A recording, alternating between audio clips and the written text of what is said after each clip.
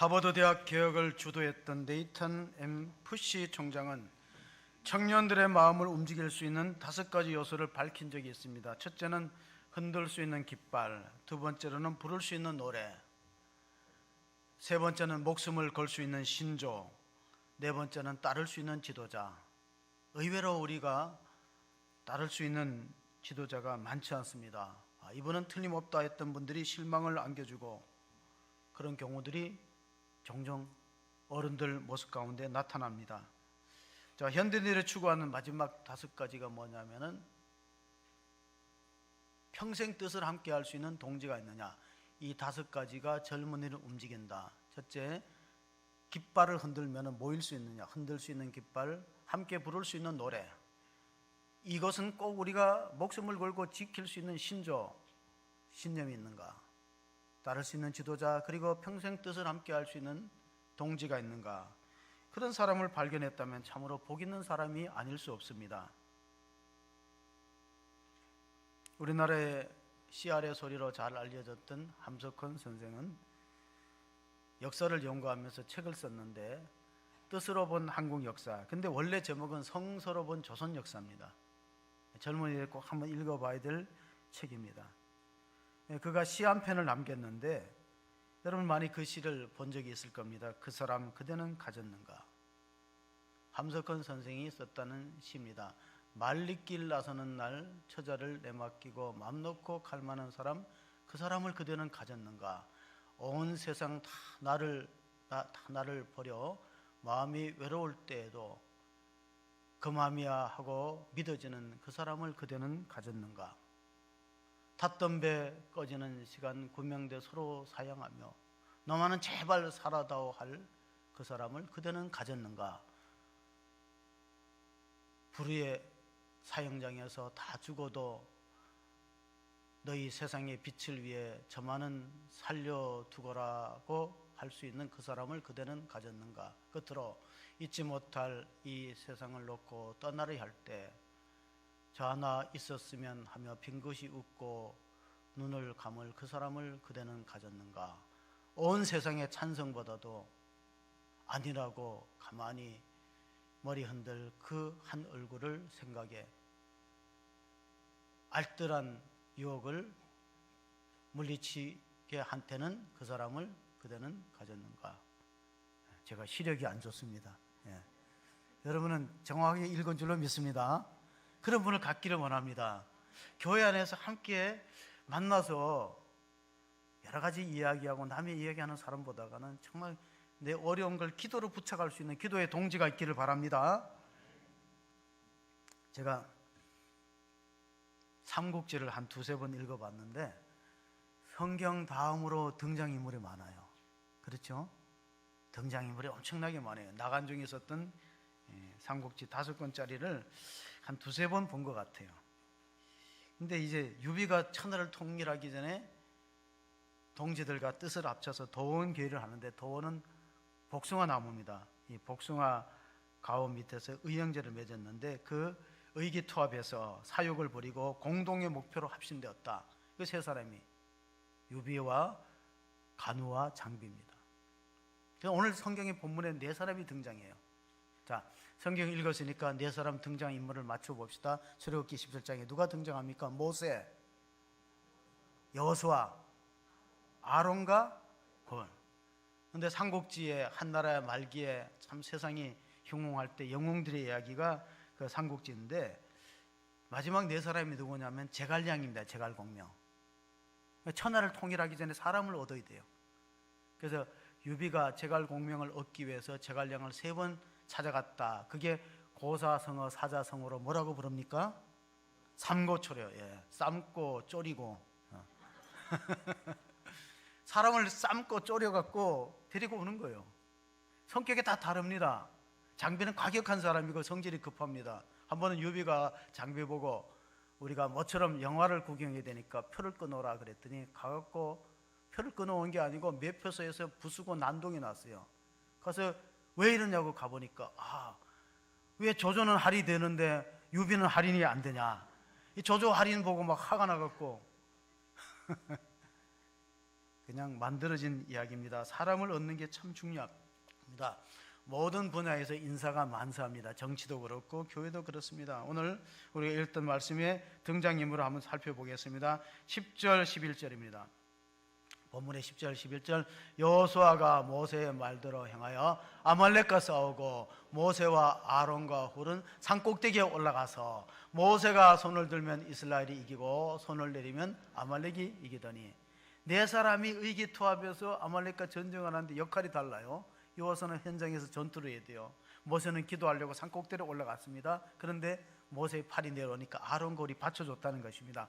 아름다운 팀워크, 그 팀 목회의 모델을 우리가 보는데, 그래서 승리를 주었는데 그 승리의 제단을 모세가 그 제단을 여호와 니시라, 오늘 설교 제목인데 15절을 한번 읽어보시겠습니다. 모세가 제단을 쌓고 그 이름을 여호와 니시라 하고 여호와의 깃발, 여호와의 승리다 하고 이름을 붙였습니다. 여러분, 스포츠 의류 가운데 나이키를 아시죠? 나이키의 그 마치 골프채처럼 생긴 그 로고 있잖아요. 그 뭘까요? 그 날개입니다. 그는 로마의 승리의 여신 이름이 니키거든요. 니키에서 나이키가 온 거예요. 나이키. 근데 이거를 이 디자인한 사람이 캐롤린 데이비슨이라는 디자인학과의 대학생 알바생입니다. 이거 디자인하는데 얼마 받았냐면은 $40 받았는데 35달러. 여러분, $35면 우리나라 돈으로 얼마 정도 될까요? 4만 원이 안 돼요. 근데 지금은 그게 대박이 터졌죠. 디자인학과 여학생이 그 나이키의 로고를 니키의 그 로마의 여신, 니키 승리의 여신의 날개를 모양을 따서 만들었는데 그걸 $35 받고 알바생이 작업을 했는데 지금 그게 그 상품 가치가, 로열티가 엄청나게 대박이 터진 것입니다. 빅토르 위고라는 프랑스의 유명한 작가가 있습니다. 빅토르 위고가 오늘의 문제는 싸우는 것이요, 내일의 문제는 이기는 것이요, 모든 날의 문제는 죽는 것이다. 사람에게는 세 가지 싸움이 있다. 첫째는 자연과 싸워야 됩니다. 가뭄과 기근과 또 홍수와 싸워야 되고, 질병, 전염병과 싸워야 돼. 살아남아야 된다는 겁니다.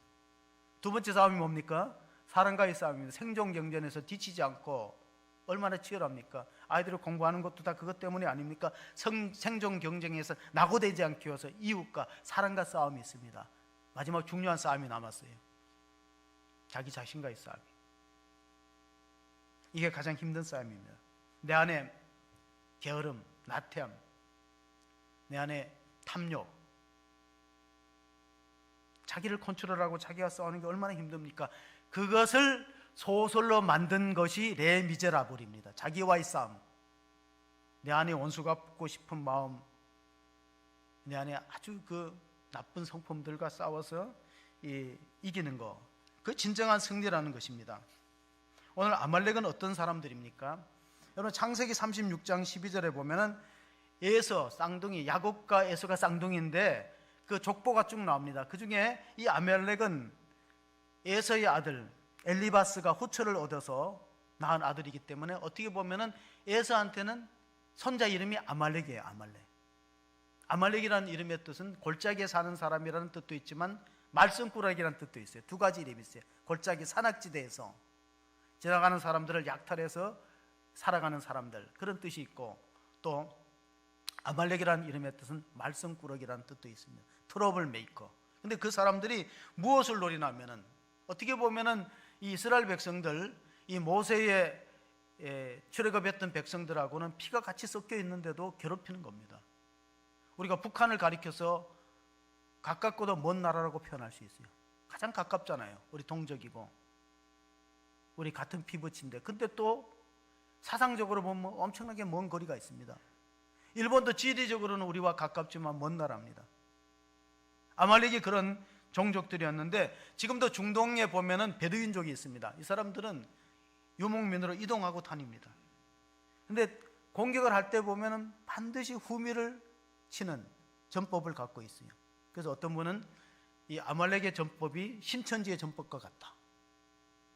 신천지는 어떤 사람을 공략하냐면은 교회 불만 있는 사람들, 뒤처져 있는 사람들, 뒷자리에 앉은 분들 아말렉의 공격 대상이 되는 거예요. 뒷자리가. 자, 부녀자들하고 어린이들은 뒤로 있습니다. 그러면 아말렉은 전방을 치지 않아요. 꼭 공격을 할 때 보면은 전방에는 강한 군사가 있기 때문에 후미를 치는 거예요. 그래서 비겁한 그러한 전쟁의 수법을 갖고 있기 때문에 하나님께서 아말렉을 진멸하라고, 사울 왕에는 또 아말렉은 살려두지 말고 진멸하라 그렇게 명령했던 것인데, 광야에서 이스라엘 민족의 첫 번째 전투의 대상은 동족이었던 아말렉이었습니다. 자, 어떻게 싸웠습니까? 오늘 본문이 시작되는 8절 9절을 한번 읽어보시겠습니다. 그때 아말렉이 와서 이스라엘과 르비딤에서 싸우니라. 모세가 여호수아에게 이르되 우리를 위하여 사람들을 택하여 나가서 아말렉과 싸우라. 내일 내가 하나님의 지팡이를 손에 잡고 산꼭대기에 서리라. 현장에서 전투하는 사람도 필요하지만 배후에서 기도하는 지도자가 반드시 있어야 승리할 수 있습니다. 그것을 오늘 잘 보여주는 본문이 오늘 출애굽기 17장인데, 아말렉 사람들은 이스라엘 민족을 쳐서 이스라엘 민족의 가는 길을 계속해서 방해했습니다. 우리가 구약 성경을 읽다가 왜 하나님의 백성들이 40년 동안 광야에서 헤맸는가? 그 이유는 블레셋을 무서워했습니다. 왜냐하면 가나안 원주민 블레셋이 강대한 철기 문명을 먼저 발전시켜서 무기가 있기 때문에 이 애굽에서 종살이하던 이스라엘 백성들이 싸워서 이길 수 없다 생각해서 하나님이 길을 돌려갖고 갑니다. 그러니까 가까운 길로 가지 않고 남부 그 사막지대를 돌려서 갑니다. 그것이 이제 13장, 우리 출애굽기 13장 17절을 한번 보시면은, 바로가 백성을 보낸 후에 블레셋 사람의 땅의 길은 가까울지라도 하나님이 그들을 그 길로 인도하지 아니하셨으니 이는 하나님이 말씀하시기를 이 백성이 전쟁을 하게 되면 마음을 돌이켜 애굽으로 돌아갈까 하셨습니다. 하나님이 다 이유가 있어서 40년 동안 고난의 광야길을 행군하게 하신 목적은, 만약에 바로 직행해서 블레셋 땅으로, 가나안 땅으로 들어가면요 전쟁이 일어나기 때문에 원주민들하고 아이고 우리 못 당하겠다, 다시 애굽으로 돌아가서 종살이나 하자, 이렇게 될 겁니다. 그래서 우회로를 택한 것입니다. 그런데 아모스, 우리가 새벽마다 아모스서를 읽는데 아모스서를 읽어보면 이런 말씀이 5장 19절에 기록되어 있습니다. 마치 사람이 사자를 피하다가 곰을 만나거나 혹은 집에 들어가서 손을 벽에 대었다가 뱀에게 물린 같도다. 블레셋을 피하다가 아말렉을 만난 겁니다. 블레셋도 무서운 종족이지만 아말렉은 가장 가까운 우리 동족 에서의 후에, 야곱과 에서가 쌍둥이인데 그 후손들이 아말렉인데, 결국은 이스라엘 민족이 불평할 때 하나님이 불뱀을 보냈어요. 오늘 아모스 5장에 보니까 벽을 만지다 뱀을 물리는 것처럼 그들이 광야길에서 계속 마실 물이 없다, 먹을 양식이 없다 불평하니까 하나님이 불뱀을 보냈는데, 그게 민수기 21장의 6절 7절에 나와 있습니다. 여호와께서 불뱀을 온 백성에게 중에 보내며 백성이 물게 하심으로 이스라엘 백성 중에 죽은 자가 많은지라. 백성이 모세에게 이르러 말하되 우리가 여호와와 당신을 향하여 원망함으로 범죄하였사오니 여호와께 기도하여 이 뱀들을 우리에게서 떠나게 하소서. 모세가 백성을 위하여 기도하며, 그러니까 모세가 참 속이 너그러운 사람 같아요. 왜냐하면 그 앞절에 보니까 이렇게 빨리 지나가게 성경이 눈깜할 사이에 지나가 버리는,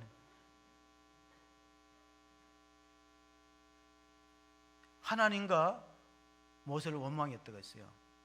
여호와 당신을 향하여 우리가 원망했는데,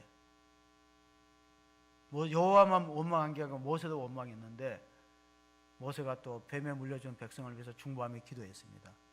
그래서 우리가 여기서 하나의 교훈을 얻을 수 있어요. 불평하면은 내 인생에 불뱀이 여기저기서 나타납니다. 불평하면, 원망하면은 망하는 지름길이다.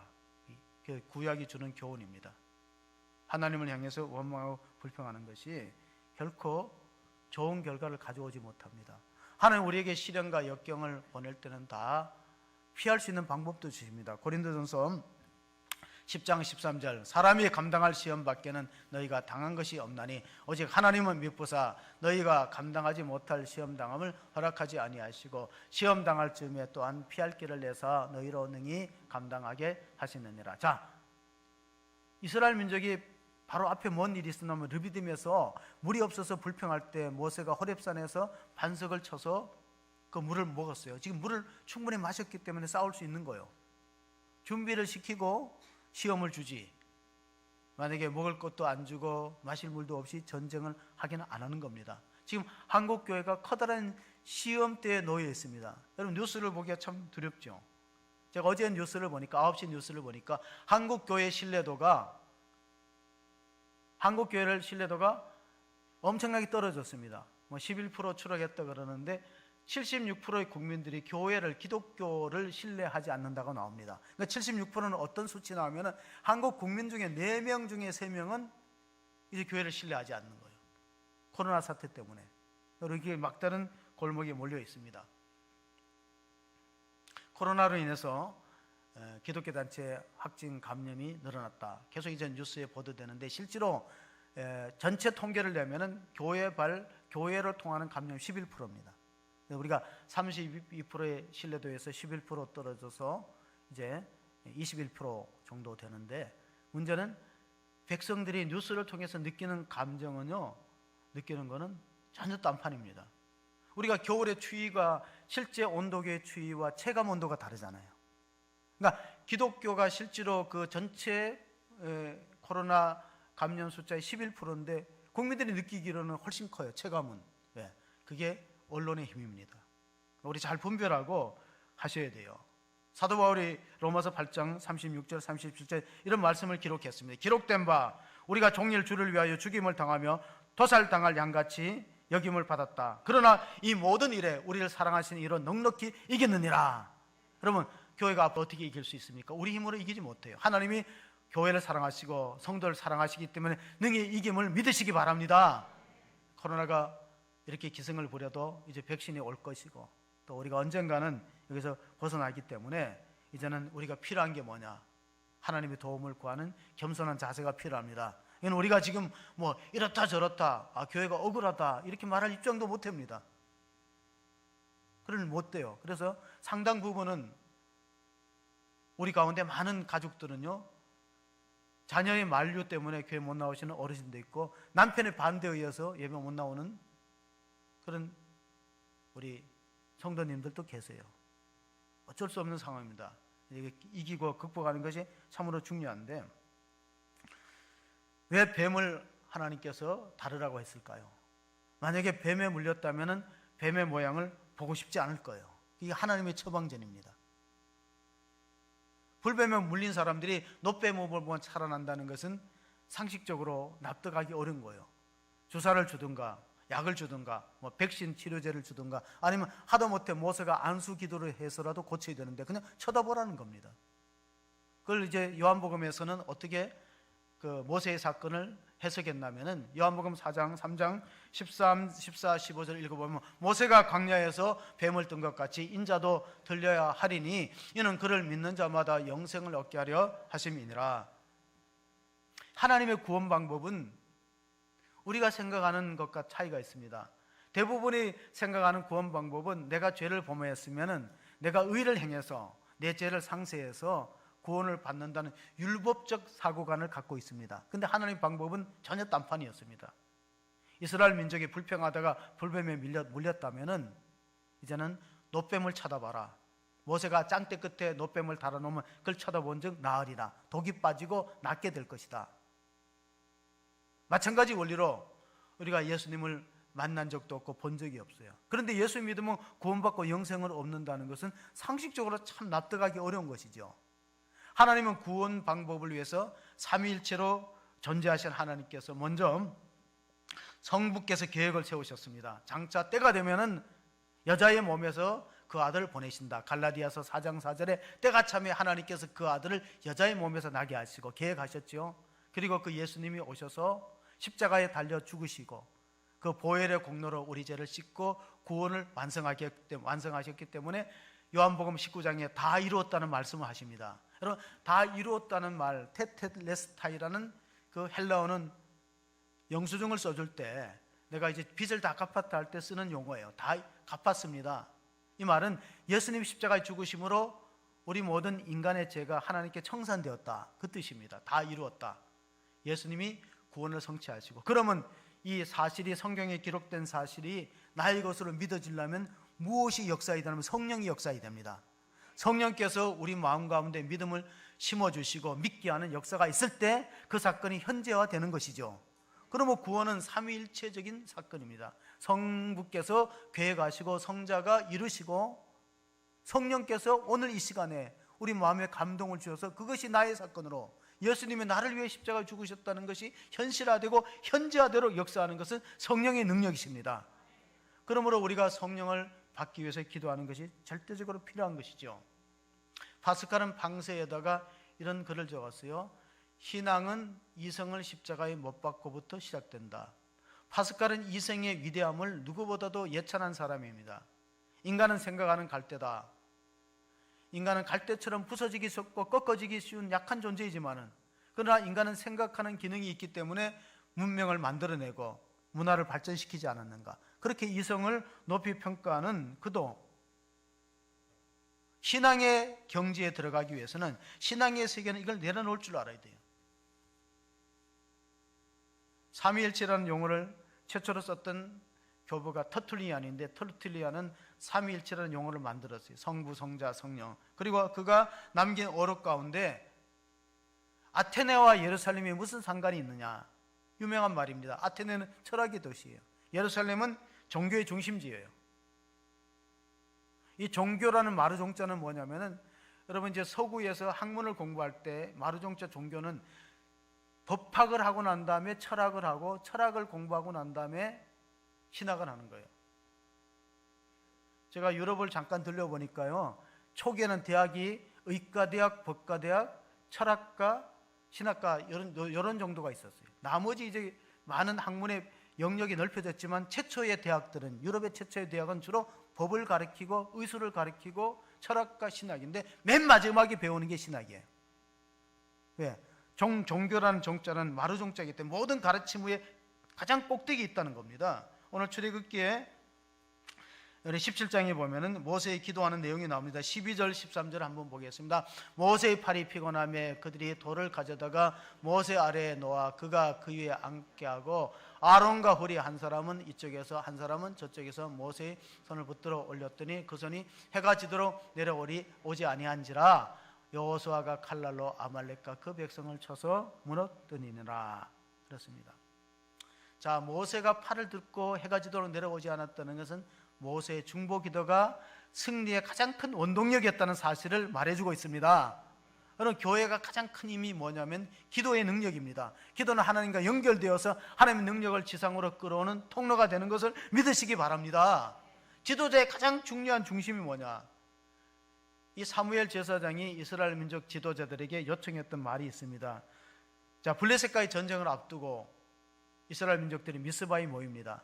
그래서 미스바에 모여서 회개 운동을 일으키고, 두 번째, 기도의 절대적인 필요함을, 기도를 쉬는 것이 죄라고 밝히고 있습니다. 사무엘상 12장 23절을 보시면은, 나는 너를 위하여 기도하기를 쉬는 자를 여호와 앞에 결단코 범하지 아니하고 선하고 의로운 길을 너희에게 가르칠 것인즉. 즉 지도자의 가장 중요한, 교회 지도자의 가장 중요한 책무는 기도를 쉬지 않는 거예요. 기도를 쉬는 것은 지도자의 죄라는 겁니다. 그래서 교회 일꾼을 뽑을 때 여러분 꼭 기억하세요. 쉽게 항존직을 뽑으시면 안 돼요. 다른 교회에서 뭐 받았다면 우리가 어쩔 수 없지만, 우리 교회는 기도하지 않는 사람, 기도를 쉬는 사람이 지도자가 되어서는 안 된다 하는 건 명심하시기 바랍니다. 왜? 사무엘 선지자가 그렇게 얘기했잖아요. 지도자는, 기도하는 것을 쉬는 것은 지도자의 죄라는 겁니다. 지도자는 자기의 맡은 양떼들, 교사들도 지도자고, 지도자는 자기가 맡은 영혼들을 위해서 중보하며 기도하는 것이 가장 중요한 책무입니다.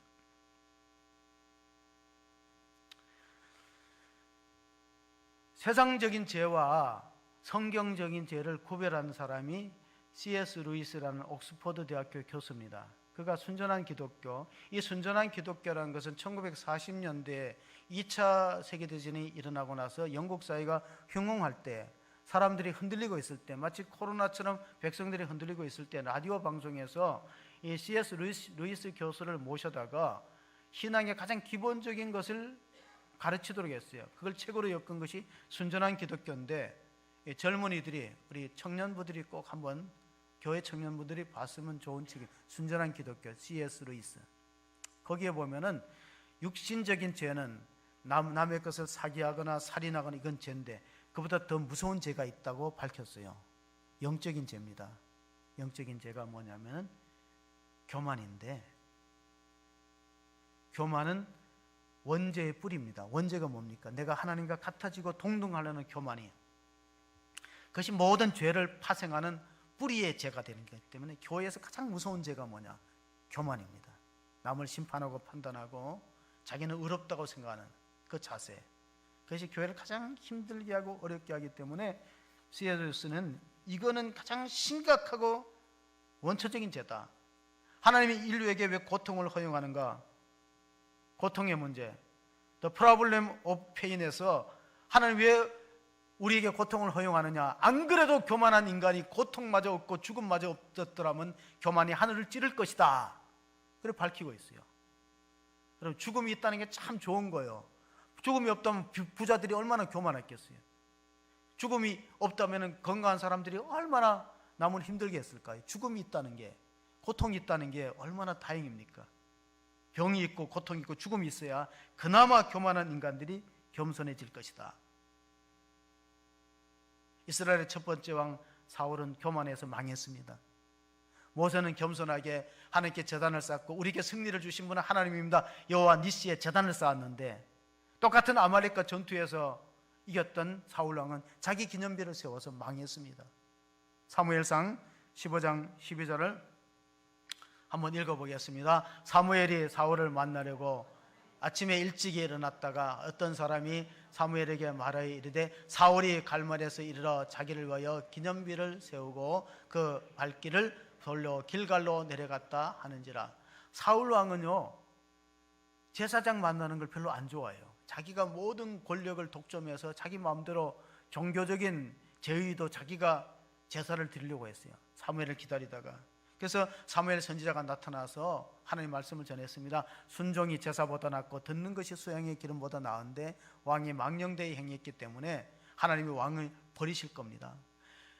사울 왕께서 하나님 말씀을 버렸으므로도 왕도 하나님이 버림을 받게 될 것이다는 예언을 했습니다. 그 예언대로 사울 왕은 오래 가지 못하고 다윗이 왕으로 세워지게 됩니다. 후임으로 세워지게 됩니다. 여러분, 교회마다 이제 후임 목회자 청빙하는 것 때문에 상당히 이제 고민하고 있는데, 큰 교회에서는 이렇게 합니다. 큰 교회는 부목사님들이 많이 거쳐가니까 그 중에서 거쳐갔던 부목사님 중에서 선택하는 경우가 종종 있습니다. 왜? 이력서만 갖고는 그 사람의 학벌, 경력은 다 알 수 있지만은 한편의 설교를 듣고 그 사람의 영성이나 기도의 무릎이 얼마만하며 또 성도들이 힘들게 할 때 오래 참고 포용하고 간용하는 그릇이 얼마나 큰가, 이런 거는 잘 드러나지 않습니다. 그래서 드러나지 않는 것들을 미리 검증할 수 있는 방법이, 큰 교회는 많은 부교육자들이 많기 때문에 그 중에서 청빙하는 경우가 종종 있습니다.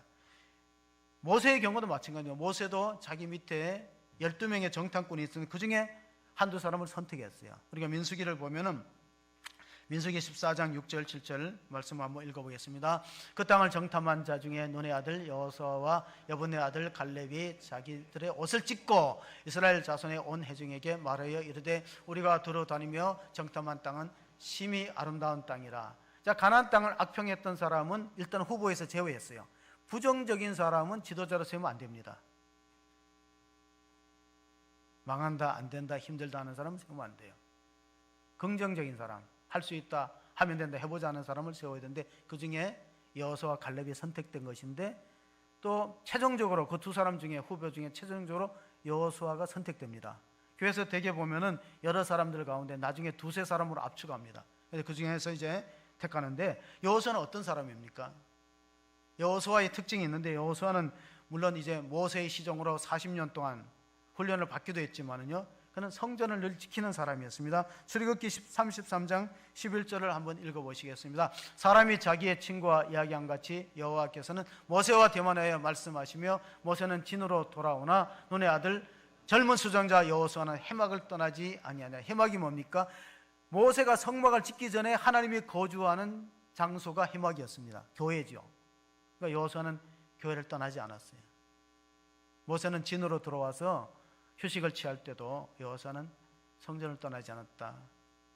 그래서 그 여호수아는 대번에 큰 어떤 정과와 공을 세운 사람이보다 일관성 있고 충성되고 그런 일꾼들이 참으로 필요하다, 그렇게 보았던 것입니다. 그래서 우리가 일꾼들을, 교회 일꾼들을 두 종류로 나눈다면은 시간을 알리는 일꾼과 시계를 만드는 일꾼이 있어요. 예를 들면 시간을 정확하게 알려주는 일꾼들이 필요합니다. 독일의 철학자 임마누엘 칸트는 산책할 때 꼭 정확한 시간에 마을을 나가서 들길을 걸어갔기 때문에 사람들이 칸트라는 철학자가 딱 나타나면 시계를 조정했대요. 그만큼 정확한 사람이에요, 임마누엘 칸트. 근데 칸트가 죽으면 누가 시간을 알려주겠습니까? 시계를 만드는 사람이 필요해요. 그래서 교회의 교역자는 기도하라고 그렇게 명령할 대상은 아닙니다. 본인이 하는 거지.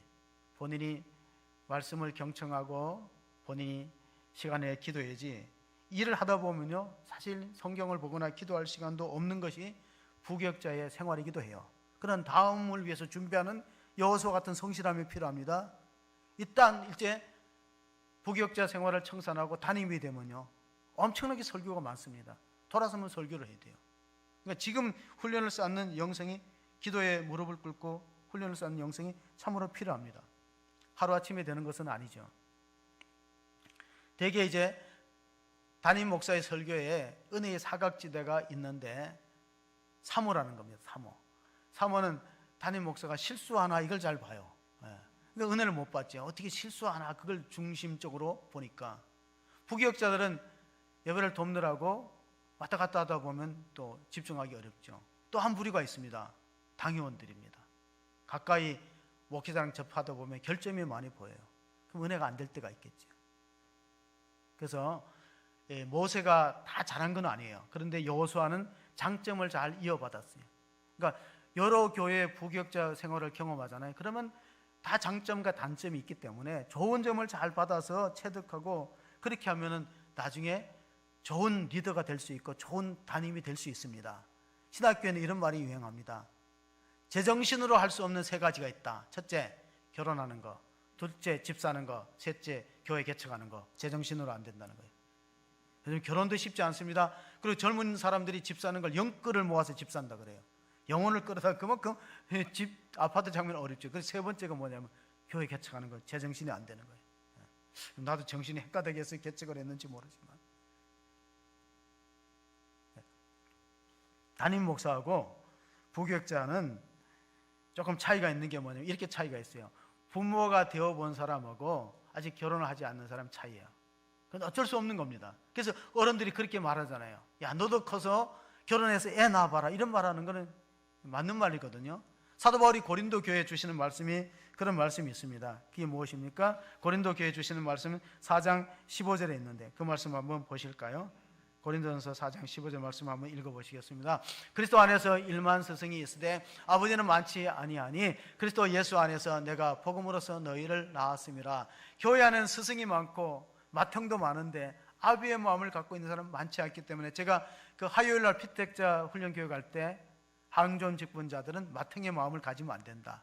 부모의 마음, 아비의 마음을 가지고 포용력이 있고, 옳고 그름을 따지지 말고 내가 옳은 걸 주장했다고 성도가 떠나면 어떡하겠어요? 그게 아버지의 마음이거든요.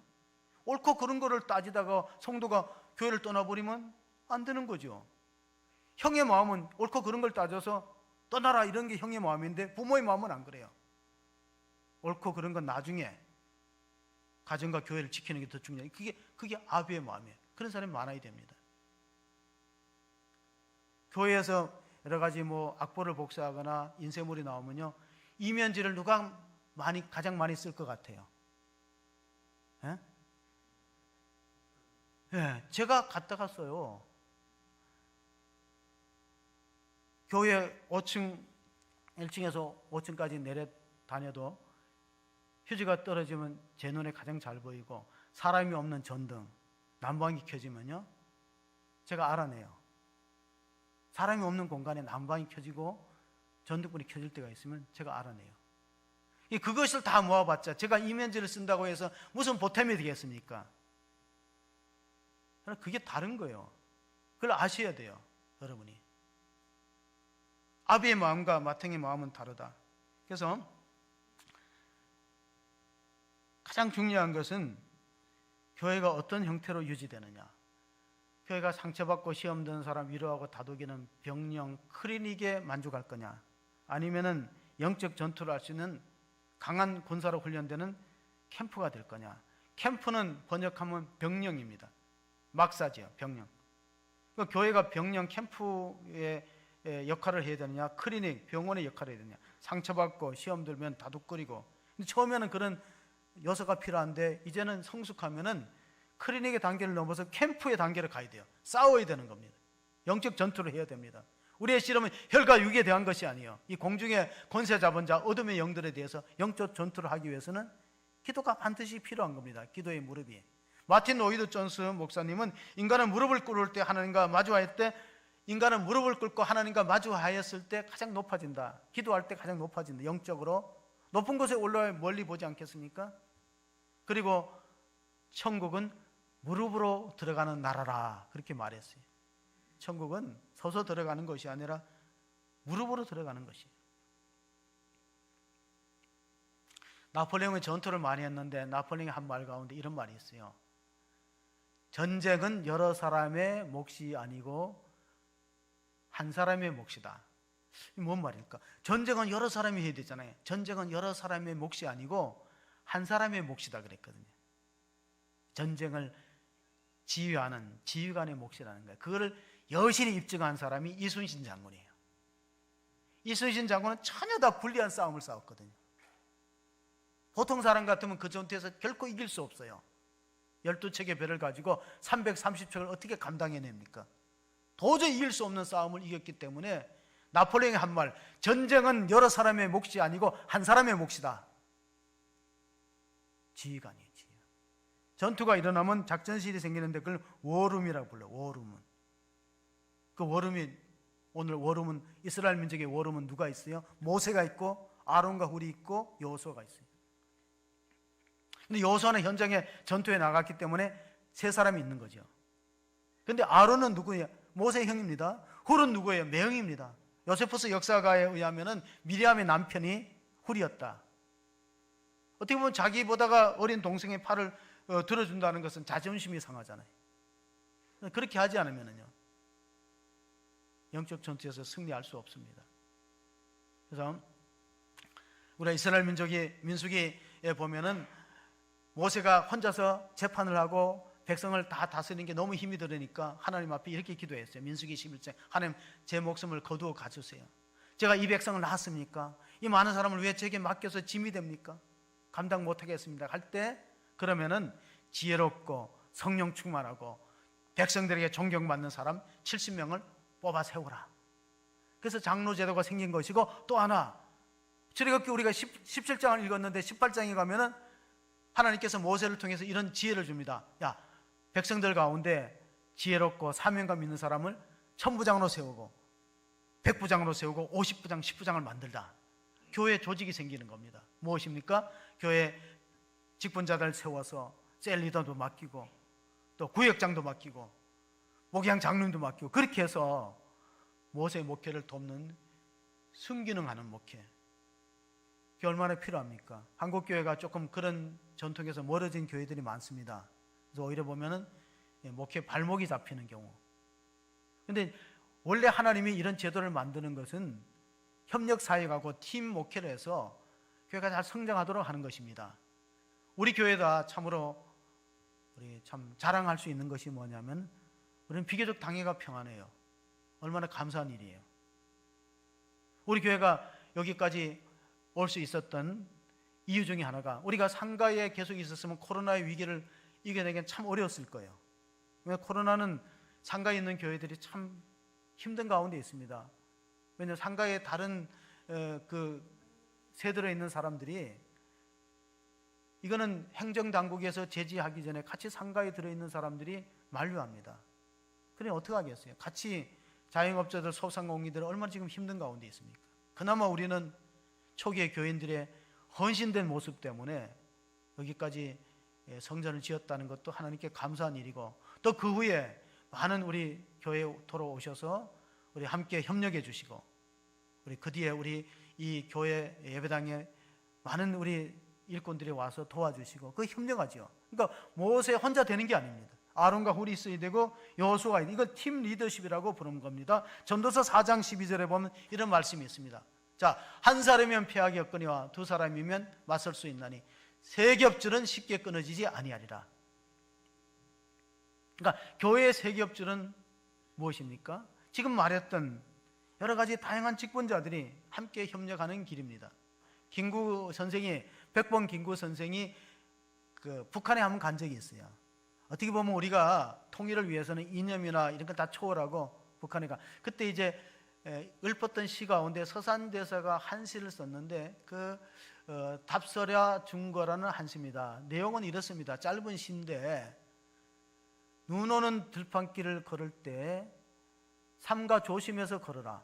눈 오는 들판길을 걸으면은 그것이 훗날에 뒤를 따르는 사람의 길이 되고 이정표가 된다. 그 짧은 시예요. 말하자면 우리가 신앙생활하면요, 족적이 남는 겁니다. 저도 두려운 게 뭐냐면은, 자, 너가 나름대로 열심히 했다고 했지만은 만약에 나중에 훗날에 너가 떠나고 난 다음에 열매가 없다면 하나님 앞에 얼마나 책망받을 일입니까? 입만무성하고. 그래서 예수님도 그런 말씀하셨어요. 그 나무가 좋은 나무냐 나쁜 나무는 열매를 보고 안다는 거예요. 그 사람이 떠나보면 아는 거예요. 그러니 참 두렵고 떨리는 마음이 있죠. 하나님, 정말 제가 선한 열매를 남길 수 있는 그런 지도자로, 모세처럼, 아론과 훌처럼, 여호수아처럼 그런 발자취를 남기면 얼마나 좋을까. 사냥꾼들은요, 발자국만 보면 안 돼요. 사냥꾼의 능숙한 사냥꾼은 발자국을 보면 이게 남자인지 여자인지 지워줘도, 이게 어린아이 발자국인지 어른의 발자국인지, 때로는 이 사람이 좀 몸이 단련된 사람인지 약한 사람인지도 사냥꾼은 안 돼요. 짐승의 발자국을 보면은 그 짐승의 어떤 동물인지를 밀어내는 것처럼 우리는 살고 나면은 발자국이 남는 거예요. 신앙의 발자국. 여러분, 어떤 발자국을 남기겠습니까? 만약에 여러분 가운데에서 이런 생각을 한번 해보세요. 여러분 가운데서 자녀가 아들이든지 손자든지 내가 신학교를 가서 목회자가 되겠습니까 할 때 기쁜 마음이 있고 막 박수 쳐주고 싶은 사람은 좋은 일꾼의 교회에서 그 사람은 순기능 역할을 한다는 거예요. 근데 왠지 내 자식이나 손자가 신학교를 간다면 반대하고 싶은 마음이 생겨요. 그 사람은 역기능의 마음을 갖고 있어요. 그걸 자기가 점검해 보면 돼요. 내가 직분으로서 어떤 기능을 하고 있는가? 내 아들이나 손자가 신학교를 간다면 막 박수치고 자랑스럽고 격려하고 싶은 마음이 생기는가? 아니면은 이거 어떻게든 막아야 되지 이런 마음이 생기는가? 그 막아야 되지 않은 마음이 생기는 사람은 교회 안에서 지금 순기능 역할에 문제가 있지 않는가 하는 걸 스스로 점검해 볼 수 있는 거예요. 그래서 우리가 성경을 한 군데 더 읽어보겠습니다. 디모데전서 2장 8절을 한번 읽어보시겠습니다. 주께서 디모데전서 2장 8절입니다. 같이 한번 읽어보겠습니다. 그러므로 각처에서 남자들이 분노와 다툼이 없이 거룩한 손을 들어 기도하기를 원하노라. 모세가 손을 들어 기도했던 것처럼 여러분이 하나님 앞에 손을 들었다는 것은 항복의 뜻도 있어요. 하나님, 내 의지를 내려놓고 하나님의 뜻을 구합니다. 교회의 일꾼으로 부름받았다는 것은 영광스러운 일입니다. 그러므로 내가 두 손을 들어서 하나님 높이 찬양하고 또 기도에 무릎을 꿇습니다. 하나님, 우리 가정과 우리 교회와 이 민족을 구원해 주소서. 그렇게 기도한다면 하나님 얼마나 기뻐하실까요? 그런 믿음을 갖기를 주의 이름으로 축원합니다. 하나님의 나라는 한 사람의 힘으로 되지 않기 때문에 그렇습니다. 루터가 종교개혁을 할 때 얼마나 힘든 일이 많았습니까? 그래서 마틴 루터가 이렇게 말했어요. 오늘 내가 하루 새벽에 2시간 기도 안 하면 그날의 승리는 마귀에게로 돌아간다. 나는 일이 너무나 바쁘고 힘들기 때문에 하루 3시간씩 기도한다. 다시 말하면 루터는 종교개혁을 승리로 이끌기 위해서 시간의 11조를 드렸어요.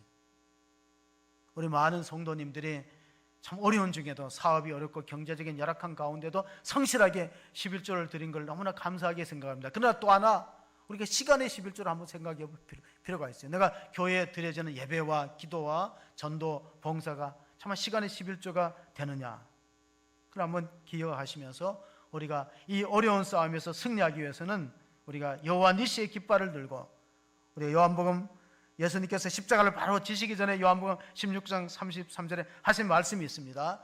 이것을 너희에게 이르는 것은 너희로 내 안에서 평안을 누리게 하려 함이라. 세상에서는 너희가 환난을 당하나 담대하라, 내가 세상을 이겼노라. 그렇습니다. 여호와 살롬을 주시는 하나님은 평안도 주실 뿐 아니라 승리로 주심을 믿으시기 바랍니다. 그러므로 우리가 여호와 니시 깃발을 들고 코로나 위기를 이기고 승리의 창가를 하나님께 올려드리는 믿음의 사람으로 쓰임받기를 주의 이름으로 축복합니다. 아멘. 하나님 아버지 감사합니다.